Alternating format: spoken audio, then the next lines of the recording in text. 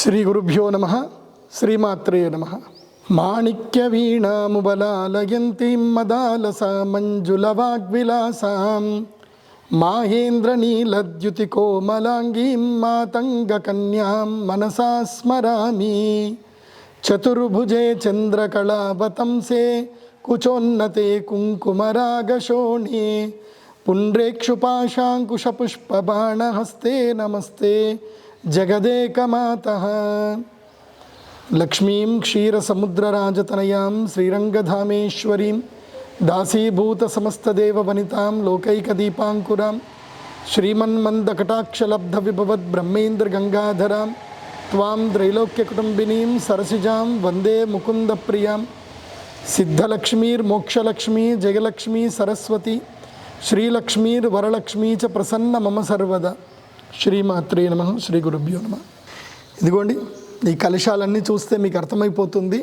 అక్షయ తృతీయ రోజున సహస్ర కుంభాభిషేక మహోత్సవం మనం చేయబోతున్నాం.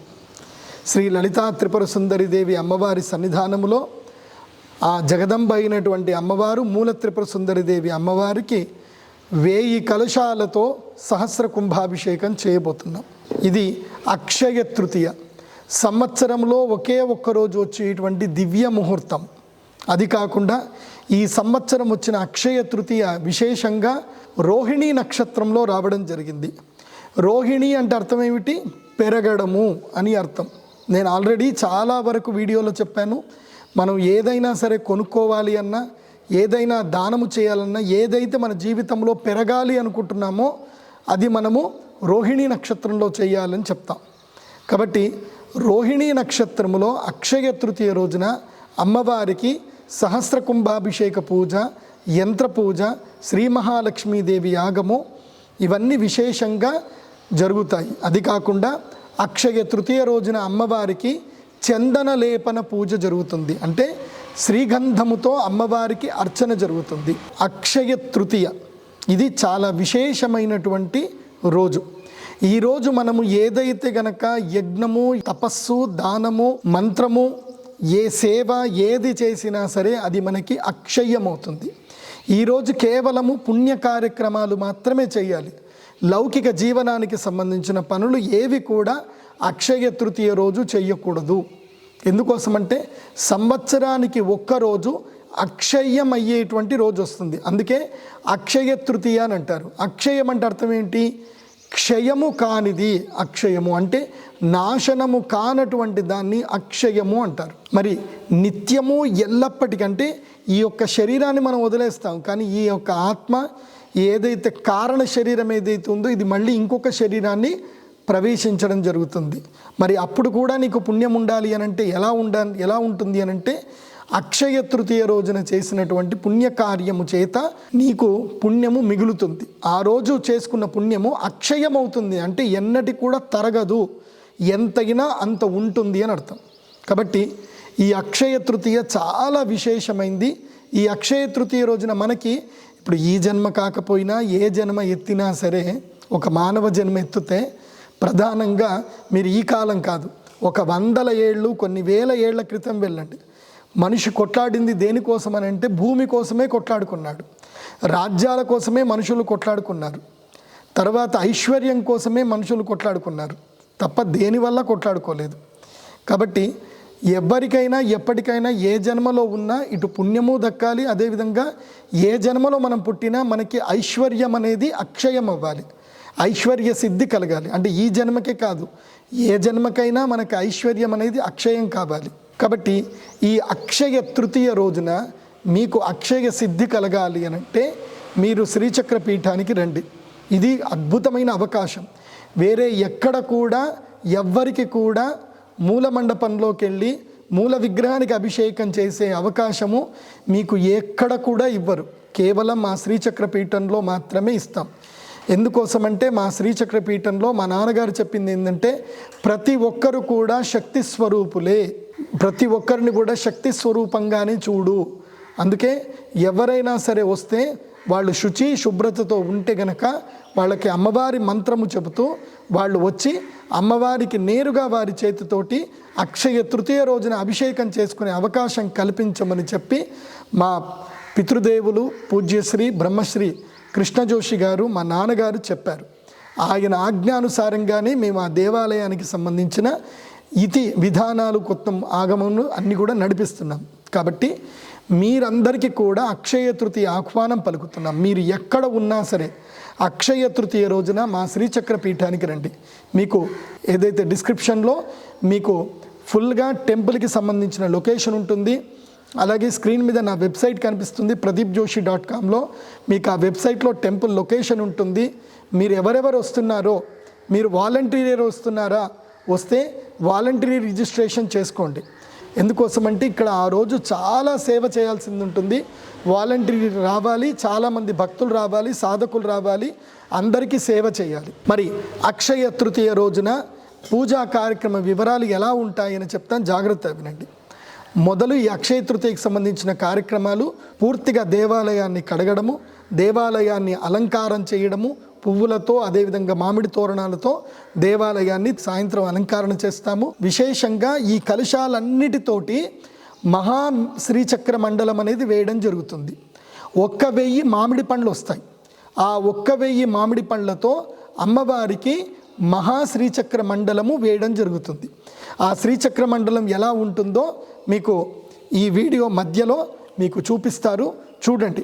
పోయిన సంవత్సరంలో మేము ఎలా వేశామో ఆ శ్రీచక్ర మండలం మీరందరూ కూడా చూడండి.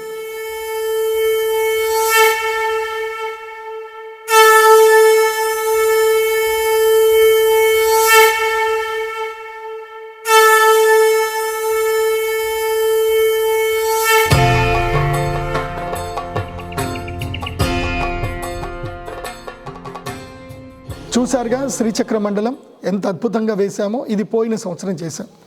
ఇప్పుడు కూడా మళ్ళీ 1000 కలశాలతోటి 1000 మామిడి పళ్ళతోటి శ్రీచక్ర మండలం వేయడం జరుగుతుంది.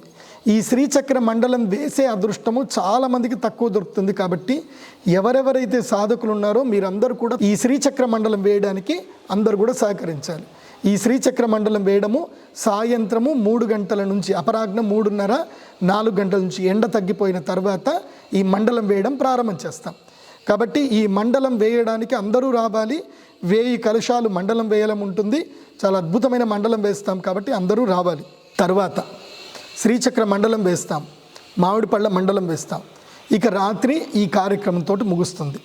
సో ఇటుకలతోటి మహాశ్రీచక్ర మండలం వేస్తాము. చాలా అద్భుతంగా ఉంటుంది. ఆ మండలం వేయాలంటే మీరు జన్మజన్మాంతరం పుణ్యం చేసుకోవాలి, అక్కడ వచ్చి చూడాలి అంటే. అందరూ ఇక్కడనే రెస్ట్ తీసుకో ఉంటారు. రాత్రి ఎంత భోజనాలు ఉంటే వచ్చిన వాళ్ళందరికీ భోజనాలు పెట్టేస్తాము. రాత్రి రెస్ట్, తెల్లవారుజాము లేవాలి. వచ్చిన వాలంటీర్స్ అందరు కూడా రెడీ అయిపోవాలి. ఈ కలుషాలన్నిట్లోనూ కూడా నీళ్లు నింపే పని ఉంటుంది. ఇక్కడ వరుణకుండం ఉంటుంది. ఆ వరుణకుండంలో నుంచి నీళ్లు నింపుకొని వచ్చి అందరు కూడా కుంభము లోపల అన్నిట్లలో నీళ్లు నింపాలి. నీళ్లు నింపే పని జరుగుతున్నప్పుడు ఈ ఎవరైతే గనక శ్రీ మహాలక్ష్మి యాగం చేసుకోవడానికి వచ్చారో అందరికీ శ్రీచక్రాలు ఇవ్వడం జరుగుతుంది. మహాలక్ష్మి యాగానికి ఎవరెవరు కూర్చుంటారో అమ్మవారికి సంబంధించిన కుబేర సంపుటి యంత్రాలు అందరికీ ఇవ్వడం జరుగుతుంది. శ్రీ యంత్ర పూజ, పుణ్యావాచనం ఉంటుంది. ముఖ్యంగా విశేషంగా అమ్మవారి యొక్క కమలాత్మిక మంత్రమును అనుష్ఠానం చేసి ఇవ్వడం జరుగుతుంది. ఇదే సమయములో అమ్మవారికి ఏవైతే 1000 మామిడి పళ్ళు తీసుకొచ్చామో ఆ 1000 మామిడి పళ్ళు రసం చేసినటువంటి వాటితోటి అభిషేకం కూడా జరుగుతుంది. 2 గంటల పాటు అందరి భక్తుల చేత 1000 మంది దంపతులు, మీరందరూ వస్తేనే 1000 మంది దంపతుల చేత అందరూ కూడా లైన్గా వరుసగా నిల్చుంటారు. అమ్మవారికి ప్రతి ఒక్కరు కూడా తమ చేతితోటి కుంభాభిషేకము, శ్రీచక్రానికి కొన్ని నీళ్లు, ప్రధానమైనటువంటి లలితా త్రిపుర సుందరిదేవి అమ్మవారికి నీళ్లు పోసి కుంభాభిషేకమైన చేసే అవకాశం ఇస్తున్నాం. ఈ కుంభాభిషేకం చేస్తూనే ఆ కుంభాభిషేకం చేసిన తర్వాత అమ్మవారి యొక్క ఉత్సవమూర్తికి మీరు వచ్చి ఏవైతే కనుక శ్రీకరిణి అంటే మామిడి పళ్ళ పానకం ఏదైతుందో దానితోటి అభిషేకం చేయాలి.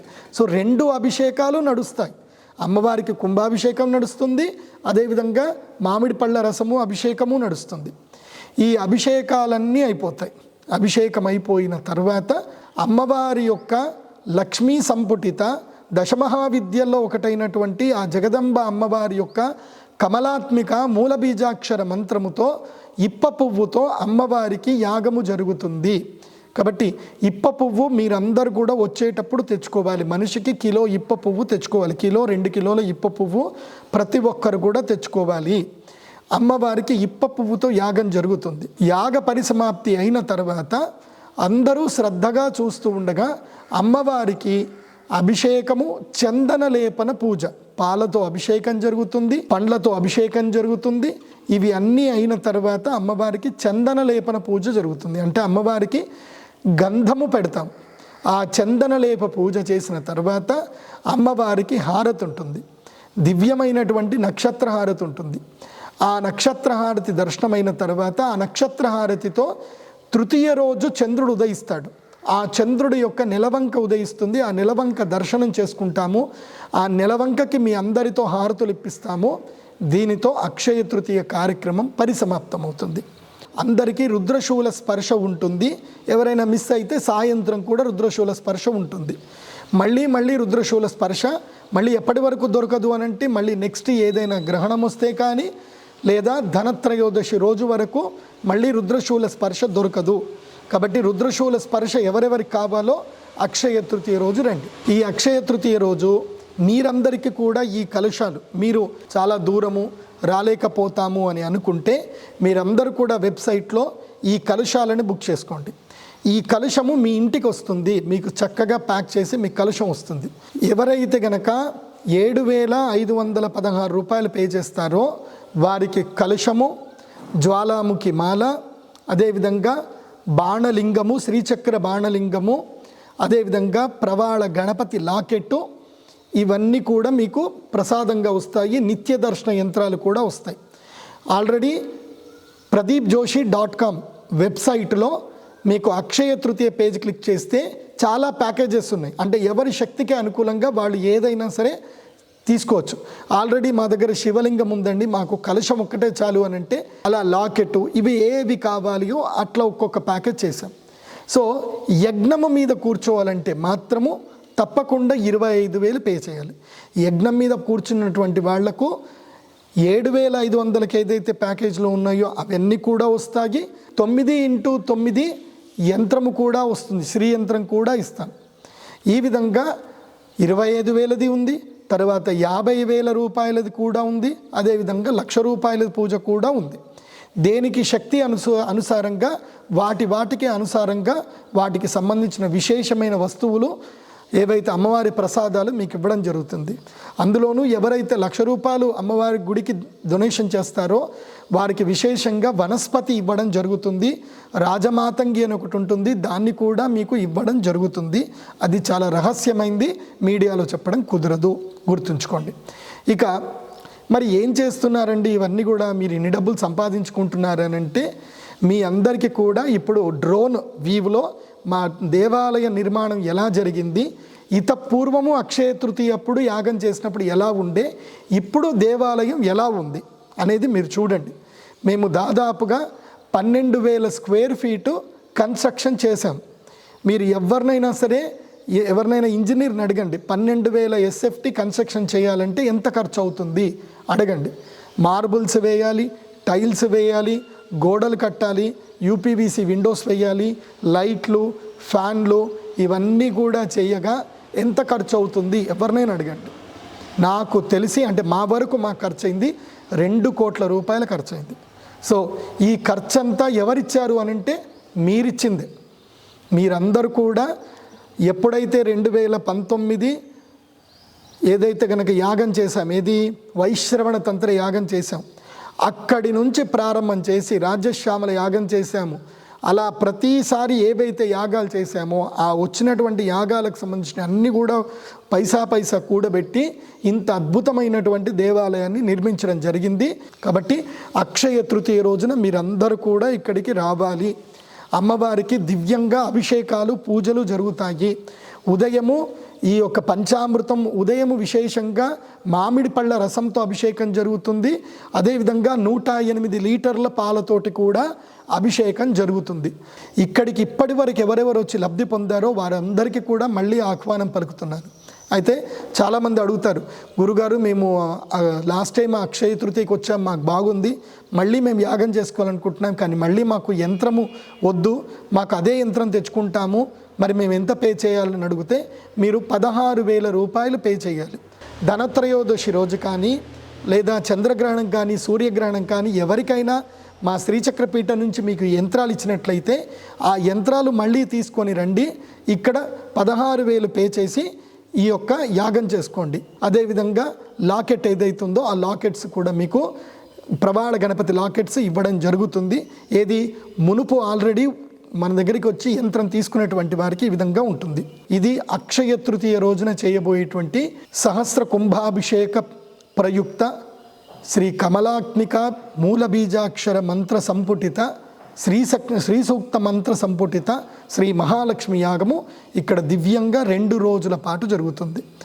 కాబట్టి ఈ వీడియోని అందరూ కూడా అబ్జర్వ్ చేయండి. మీకు ఎవరెవరు ఈ రావాలనుకుంటున్నారో, ఈ కలుషాలు కావాలనుకుంటున్నారో, యాగం మీద కూర్చోవాలనుకుంటున్నారో pradeepjoshi.com వెబ్సైట్ విజిట్ అవ్వండి. తప్పకుండా ఇమీడియట్లీ మీరు బుక్ చేసుకోండి. సర్వే జన సుఖినో భవంతు. శ్రీమాత్రే నమః.